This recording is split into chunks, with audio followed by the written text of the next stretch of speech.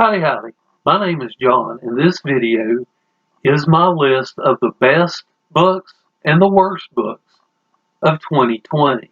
I'm not going to include anything that I reread in this list. First, I'm going to start with nonfiction books. I don't really have any worst books because all of the nonfiction that I read this year has been pretty good. The first nonfiction book I want to mention is Man's Search for Meaning by Viktor Frankl. This book is really well done. It's well written. It's about a man who survived the Holocaust. It tells of his life in the concentration camps. Before he was interned, he was a trained psychologist and was working on a field of psychology called logotherapy. Life in the concentration camps helped him to refine his theory of logotherapy. The last half of the book actually goes into what that means. The second book I want to mention is Moneyball. This is a book about baseball and specifically how the Oakland A's in the late 90s and early 2000s were able to produce a winning team with a small budget.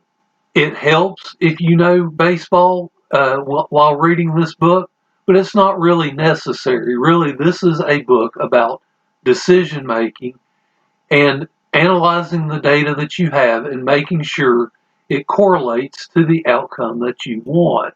The last nonfiction I want to mention is Twice as Good. This is a biography of Condoleezza, and it goes until about the year 2006, which would have been a couple years before the 2008 election.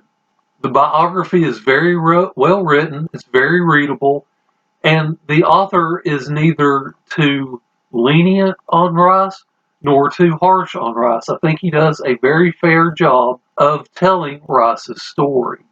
Now I want to get into the worst 3 fiction books that I read this year. The first one is probably no surprise. It's The Catcher in the Rye by J.D. Salinger. I did not enjoy this book at all. It was difficult to read from page 1. The writing style did not mesh with me. I didn't like Holden.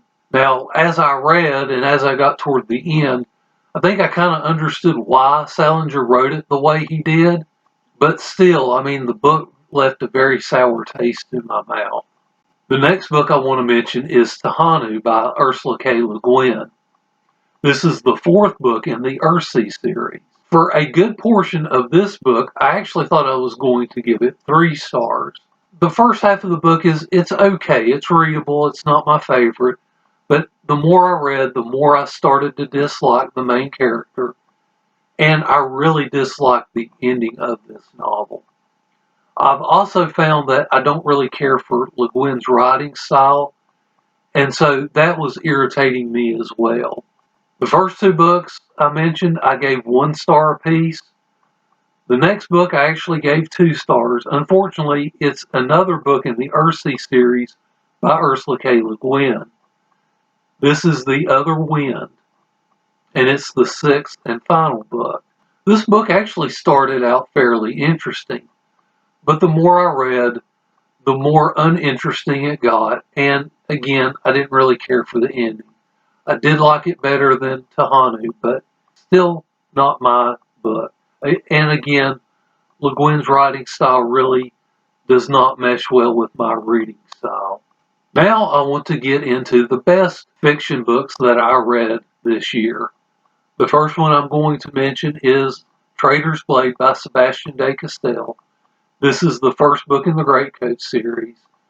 I really enjoyed this novel. I read this based off of the reviews of Slowly Read and the Library of Alexandria. It was part of a read-along done at Mike's Book Reviews. The novel isn't perfect, but I really enjoyed reading it. It also happened to be my favorite book in the series. The next book I'm going to mention is A Painted House by John Grisham. The pace of this novel is a little bit slow, but I could really identify with the characters in this novel because this novel is one of my uncle's favorite books, and I can see why. He he was about the same age as the main character when this novel was set, and he had a very similar background. And it's an enjoyable read. It's very funny in parts. The last fiction book that I'm going to mention is Animal Farm by George Orwell. This is just a well done allegory. You have the surface level story, and it's interesting, and then you have the broader meaning as a retelling of the story between Leon Trotsky and Joseph Stalin. Given the historical importance of this book, it's definitely one that I think everyone should read. I know I'm doing this list a bit early. It's still early in December. I don't think any book that's left on my December TBR is going to make this list. My fiction reads are rereads, and then my nonfiction selection is the essays on robots by Isaac Asimov.